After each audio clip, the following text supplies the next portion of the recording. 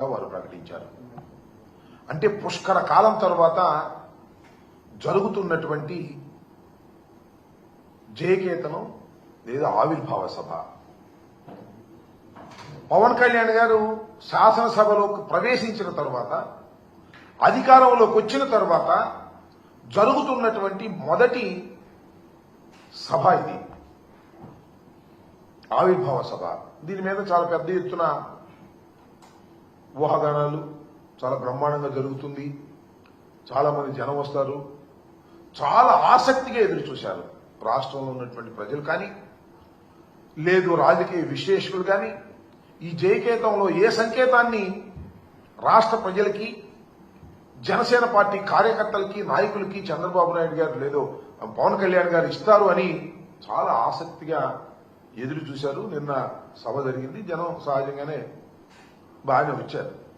చివరిదాకా ఉండలేదు, మధ్యలో వెళ్ళిపోయారు. కానీ పవన్ కళ్యాణ్ గారు 8:45 నిమిషాలకు ఎప్పటికో ప్రారంభించి 10 దాకా తాను సుదీర్ఘమైనటువంటి ఉపన్యాసాన్ని ఇచ్చారు.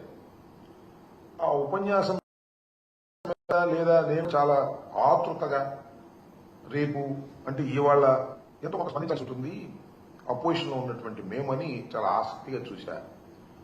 ఆసక్తిగా చూసిన తర్వాత నాకు అర్థమైంది, అసలు ఆయన ఏం చెప్పాలనుకున్నాడు, ఏమి చెప్పాడు, నాకు అర్థం కాకపోతే అర్థం కాకపోయింది, రాజకీయ విశ్లేషకులకు అర్థం కాకపోతే అర్థం కాకపోయింది, జన సైనికులకు అర్థం కాకపోతే అర్థం కాకపోయింది, కనీసం ఆయనకైనా అర్థమైందా అనేది నాకు అర్థం కాల. మొదటి మాత్రం ఒక పావు గంట సేపు ఒక కృత్రిమంగా ఊగిపోతూ, చాలా శ్లోకాలు చదువుతూ, చాలా వీరత్వాన్ని ప్రదర్శిస్తూ ఊగిపోయారు.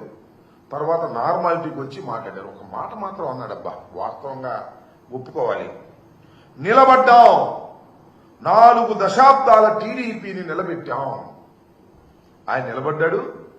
4 దశాబ్దాల పాటు ఉన్నటువంటి టీడీపీ పడిపోతుంటే దాన్ని నిలబెట్టాడంట. ఇవాళ కాదుగా, మేము డే 1 నుంచి చెబుతున్నాం, అసలు టీడీపీ పార్టీని నిలబెట్టడం కోసమే పుట్టినటువంటి రాజకీయ పార్టీ మీది. టీడీపీని కాపాడుకోవడం కోసం ఏర్పాటు చేయబడినటువంటి పార్టీది. 2014 మార్చిలో జస్ట్ బిఫోర్ ఎన్నికలప్పుడు దీన్ని ప్రారంభించి ఒక బి టీమ్ గా చంద్రబాబు నాయుడు గారు వదిలారు. కాపులందరినీ కట్టగట్టి, ఎందుకంటే డైరెక్ట్ గా చంద్రబాబు నాయుడు గారి కాపుల్ని చేతుల్లోకి తీసుకోలేడు.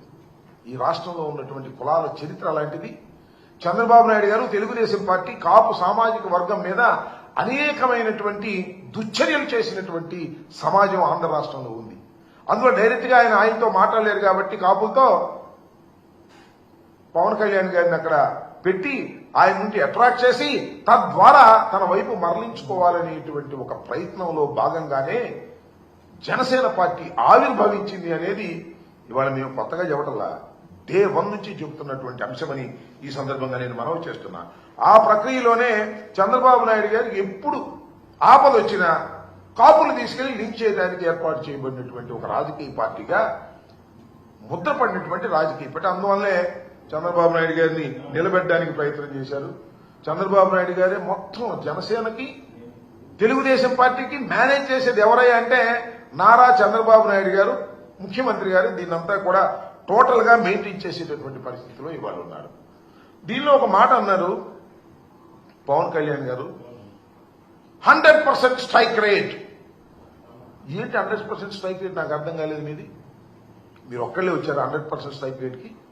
21 సీట్లు పోటీ చేశారు, 21 సీట్లు మీరు గెలిచారు. అందువల్ల మీరు 100% స్ట్రైక్ రేట్ అని అనుకుంటే ఎలాగా అంటున్నా? అది బలం కాదు నాయన. 2 పార్టీల యొక్క మద్దతు నీకు వాపుగా కనపడి నీకు 21 వచ్చినాయి. అది రాష్ట్ర ప్రజల దురదృష్టం వల్ల వచ్చిందని నేను మనవి చేస్తున్నా. 21 సీట్లు గెలుచుకొని ఇది నాకు స్ట్రైక్ రేట్, అద్భుతం, అమోఘం అనేటువంటి మాట మాట్లాడుతున్నారు. శభాష్ అయ్యా. నేను మాట చెప్తాను, ఏమండి పవన్ కళ్యాణ్ గారు, కొన్నిదల పవన్ కళ్యాణ్ గారు, మీ డయాస్ మీద 21 మంది శాసనసభ్యులు ఉన్నారు, 2 పార్లమెంట్ సభ్యులు ఉన్నారు.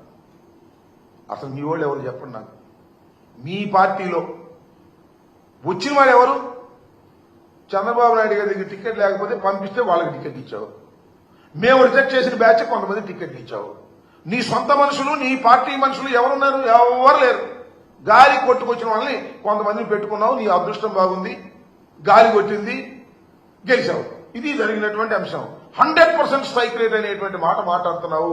అసలు నీకున్నటువంటి 22 శాసనసభ్యుల్లోనూ 21 శాసనసభ్యుల్లోనూ 2 పార్లమెంటు సభ్యుల్లోనూ 100% నీ వాళ్ళు కాదయ్యా, చంద్రబాబు నాయుడు గారి మనుషులు లేదా మేము రిజెక్ట్ చేసినటువంటి మనుషులు అనే విషయాన్ని దయచేసి గుర్తుపెట్టుకోమని ఈ సందర్భంగా నేను చెప్తున్నాను.